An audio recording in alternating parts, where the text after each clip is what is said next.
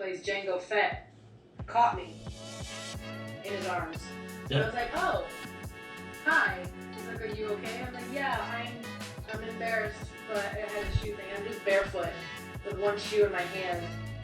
And he's like, well, fix what you need to. He's like, I'll hold So you. have you ever like walked down like a red carpet before? No, No. nothing like that. Okay. I don't know if I would ever. I mean, if I was asked to, yes, but I mostly like to do the convention stuff. Like, that's mostly where Gotcha. my genuine love is. But I would never say no if I was offered. So if they provide the ride and the dress, absolutely, I'll definitely do that. For sure. Yeah, Right. absolutely. I was. Yeah. Excuse me. I was in a movie with. Remember Robbie Ruff? Yeah. So I was in this movie called. I think it was The Guardian Kids. I'm sure there was a title to it, but I can't remember what the title was. But I had like one simple role. Remember when I had the long hair that I never straightened? It was just like long, like straight and then curly. I was in that. I can't remember what I did, but we walked the red carpet going to the AMC theaters or AMG theaters, and it was what was it? The Disney owns it. Some Springs. I can't remember what it's called. Oh, it's Disney Springs, yeah. Oh, of course, Disney Springs, yeah. And so it was funny because, like, before his dad rented, I think, 2 Rolls Royces. He rented like 3 or 4 limousines for all the cast and members and stuff like that to go in there. And I got to go into like a limousine. And they told us who we're supposed to walk out with. Like, they said, do not walk out like on your own. Like, you're supposed to walk out with your female, with your co-star or whatever, which she was in, and don't walk by yourself. And I popped open that limousine door so fast. I walked out there, and people were taking pictures. It wasn't a huge, it wasn't a huge thing. It was just like maybe 2 people taking photographs and stuff like that, and people were like, "Hey, cool." But I walked out of there like, "Hey, how's it going?" You know, and like, I left her behind in the dust, and she's still cranking the door open, like, "Where are you going?" Wow, just completely just abandoned. Right. But no, I wouldn't say no to it if I was ever asked. But you know, that's it'd probably be on professional or as needed basis. For sure. No, so do you have any connections to any, like, going into the business of acting, or do you want any? No? No, I mean, I thought I had that acting bug a while ago, but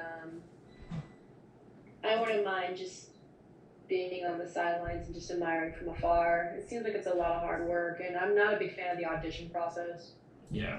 That's kind of what stopped me from doing a lot of acting as auditions, because it's just a lot of typecasting and back and forth, and I don't know. It built up a lot of anxiety, and it really just lowered my self confidence. So I kind of just, let me just stick to doing the choreography thing for a while and let that run its course. So I was choreographing musicals for about 13 years, fresh out of graduation, and then I just recently retired. So. Mm-hmm. All right. Let me check the camera one more time.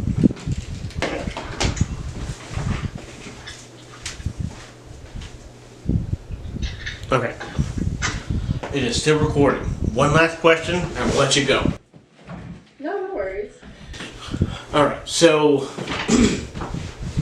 I know in the beginning, I would see a lot of you dancing and like being in like choreography, like dancing and stuff like that. And or do you still want to go with stuff like that, or do you want to keep that in the back of your head, or in like the do you want to just say that you have that on your back page and say like, I could always go back to that if I need to?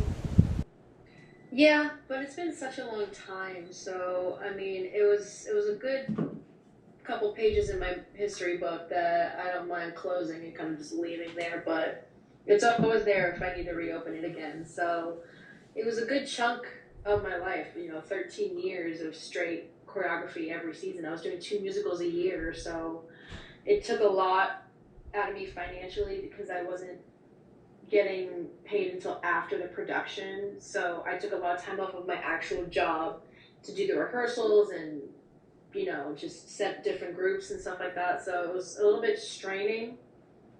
But once I became a judge for like the main competitions for musical pieces, I'm like, okay, I think I'm good. Like I crossed that off my list because I always wanted to be a judge. And the fact that I was admired and picked to be a judge for different types of musicals in all the high schools not all the high schools in Orlando, but a good chunk of them all come to this one competition, and I got to be part of that. So I'm like, you know what, I'm good after this. So I wasn't mad at it. I miss it sometimes, but I don't miss the rehearsal process, and like sometimes the kids' attention spans are like 5 seconds, and it's just keeping them like right here. Yeah. So it was a lot, but I mean, where I'm at now, I'm good to say that I can say I did that, and I fulfilled, you know, a dream. It was a small one, but I still did it, and I'm happy with it. Yeah, awesome. Heck yeah. Hey, well, it was great interviewing you. Thank you so much for coming on the show. Honestly, we haven't talked for years, and we've been going back and forth through like Snapchat and tech, whatever. But I'm glad we kept up. I'm glad that we could do this interview.